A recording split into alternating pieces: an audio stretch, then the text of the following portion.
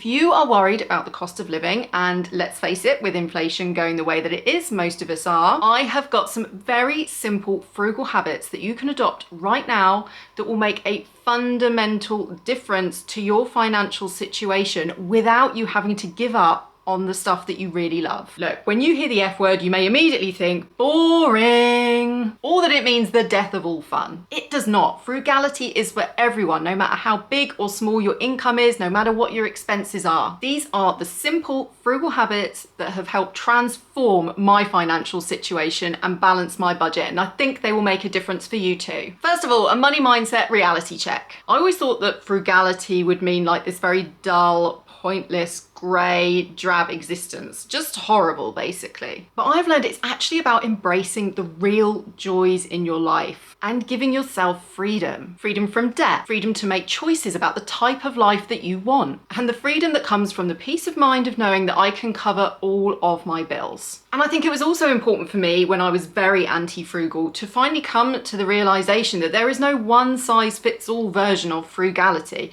What is frugal for one person doesn't necessarily work for another person. So I have 2 children. My version of frugality is going to look very, very different to a single person living, say, in the capital in London. The type of things that they might be considering priorities are going to be very different to me. So being frugal isn't about ditching everything that you love and just living on beans and toast and pasta pesto every single night. It's about being more intentional with your spending so that your money works for you to create a life that you love. And that's rather than allowing spending habits to dictate the type of life that you get to live. Frugality is about prioritizing where your precious money goes. So start by thinking about where you want your life to be, how you want it to look like in 1, 5, 10 years time. Frugal people are intentional and make a plan after crunching the numbers. They have their own why at the center of everything that's their focus so that they don't spend mindlessly. When you know what your why is, then you can make room in the budget for the things that you really genuinely love, as well as making room there for the savings that you need to put aside every single month. Once your why is clear in your mind, making smart budget changes becomes so much easier because you're motivated. So your first habit to adopt is that mindset that frugality does not mean zero fun. It's about taking a good clinical look at your finances,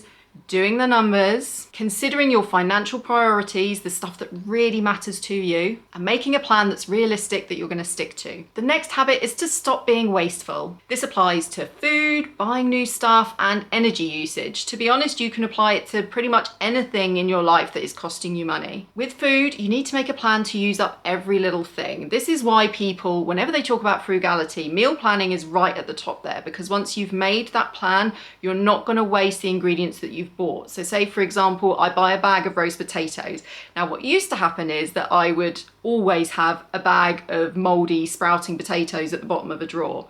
Now what I do is when I buy potatoes for a roast, I cook the whole lot and then I put the leftovers in the fridge, and then the next day I cut those potatoes up and fry them and have them with leftovers. And if I've got enough, I can also get a lunch out of it by sticking some in an omelette. My point is, I make a plan for using up everything. For energy usage, it's about switching off stuff that we're not using. Vampire devices like your TV that if you leave on standby, that's going to be draining power, or lights in rooms that you're not actually in. It's about switching devices. So for example, a tumble dryer is going to be much more expensive to use than a dehumidifier, or you can always line dry your clothes outside, which will cost you nothing at all. And then in terms of stuff, it's about seeking out stuff that you actually need, stuff that is actually enriching your life, not stuff that you just want because it's been sold to you. Next, can you get it cheaper or even better? Free. Make it a habit to seek out simple ways to save money on the stuff that you buy all the time. So you're not necessarily having to sacrifice these things, but you are still cutting back your costs and you're getting best value for money wherever you can. So for example, I have recently switched from getting my hair colored at the hairdressers, for which the costs just seem to be going up and up and up every single time that I went, and I'm now back to doing at-home hair color, and this is saving me hundreds of pounds a year. I may pop in for a trim at some stage, but in the meantime I can actually trim it myself at home. You could also try haggling and researching cheaper alternatives for your utilities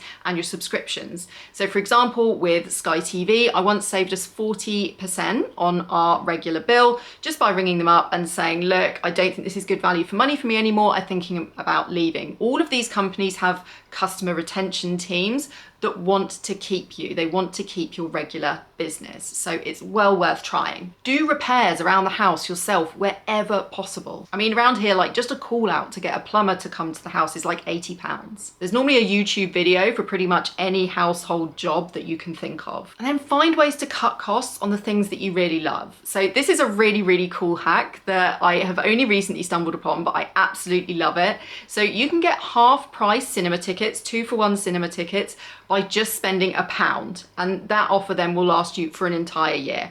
How do you do this? All you need to do is go onto the Compare the Market site and take out a £1 travel insurance policy. Now, you're not actually going to go anywhere. Just select a travel insurance policy that's just for one day within the UK. The cheapest one you'll get is £1, and that unlocks their Meerkat Cinema 2-for-1 cinema tickets deal.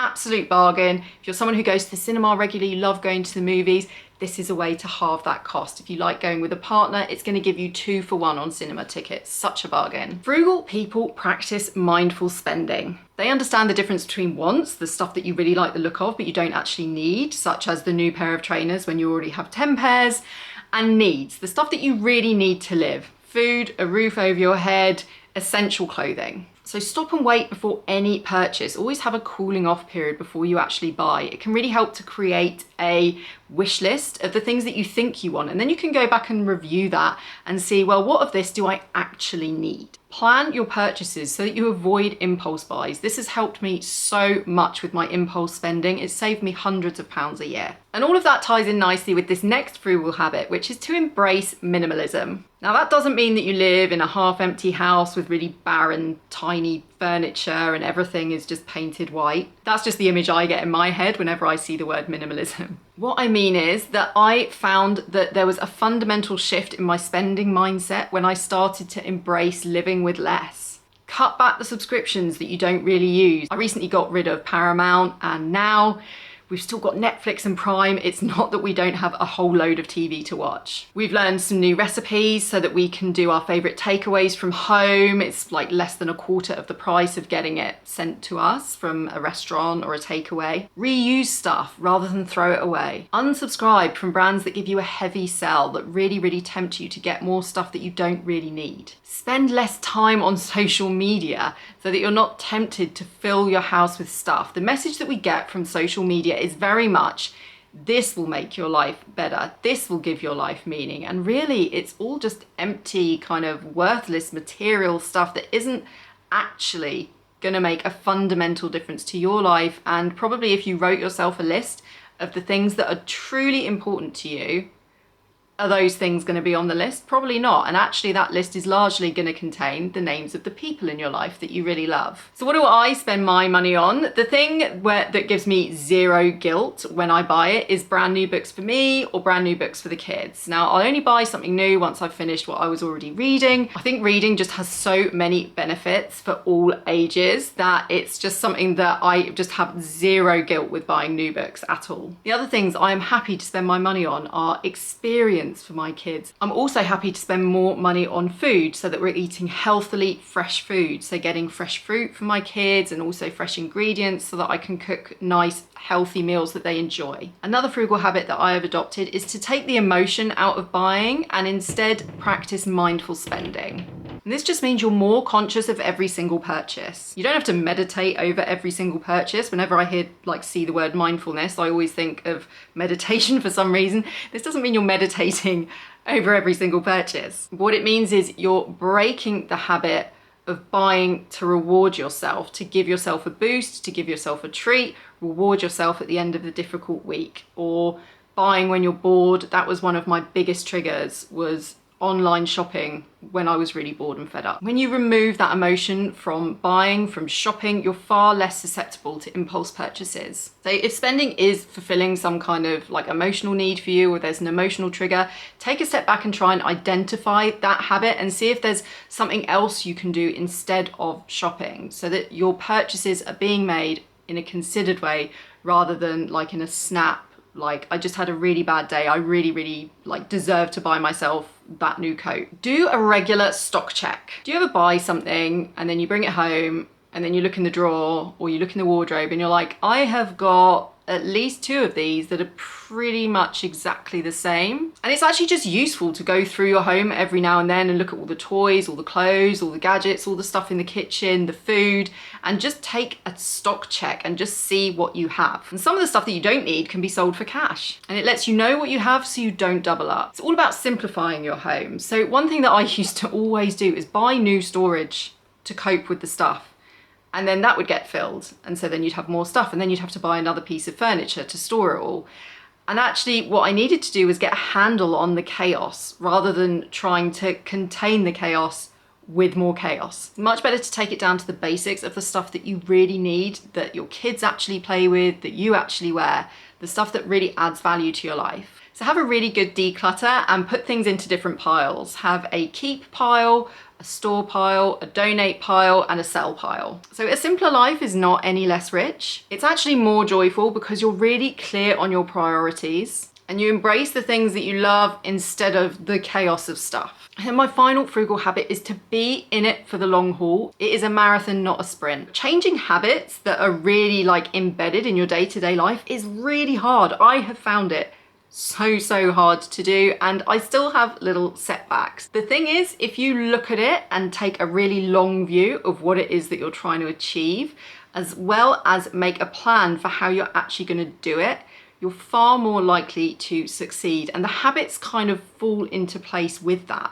And just really remember that whatever your version of cutting back and frugality is, it's gonna be your version. It's gonna be what works for you. What are your spending priorities? Like maybe for you, it is all about travel, and that is where you want the focus of your spare income to be after you've paid for your needs, such as your house, your food, your bills. Someone else's priority might be that they want to upgrade to a bigger house or go to a house in a different area. It's just all about making a plan that works well for you. Please give this video a thumbs up if you enjoyed it and subscribe for more from me.